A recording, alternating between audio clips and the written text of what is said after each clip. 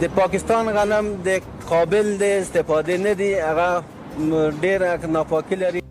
افغانستان ته د پاکستان لخوا د تاریخ تیرو غنمو رالیږل او د طالبانو غوسه جنرال مبین وایي پاکستانیان منافقان دي. دا چې نور یې څه ویلي جزئیات هم دې ویډیو کې وګورئ او چینل سبسکرایب کړئ.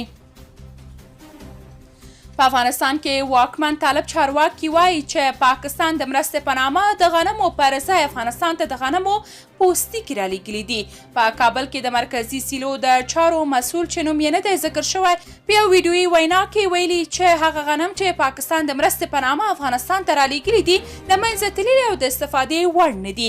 دغه چارواکی وایي چې د هندوستان لخوا له افغانستان سره مرسته شوي غنم ښه دي او هغوی ترې د ډوډۍ پخولو کې استفاده کوي.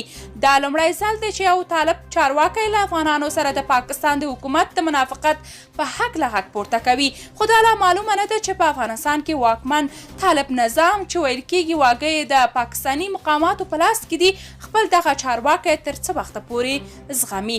جنرال مبین یې په غبرګون کې لیکلي چې 6 میاشتې افغانستان ته د هند د غنمو راوړلو مخنیوی وکړ خو خپله بیا افغانانو ته تاریخ تیر غنم رالیږي.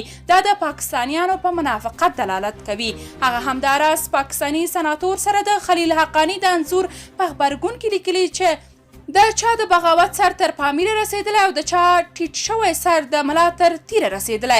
تیره ورځ په ملګرو ملتونو کې د پاکستان سفیر منیر اکرم ویل چې هیواد یې نشي کولی په افغانستان کې د ملګرو ملتونو د مرستندوی ماموریت یعنی یونما کړنې وزغمي او له ملګرو ملتونو څخه یې وغوښتل چې د افغانستان له نویو واکمنو سره په همغږۍ کې کار وکړي.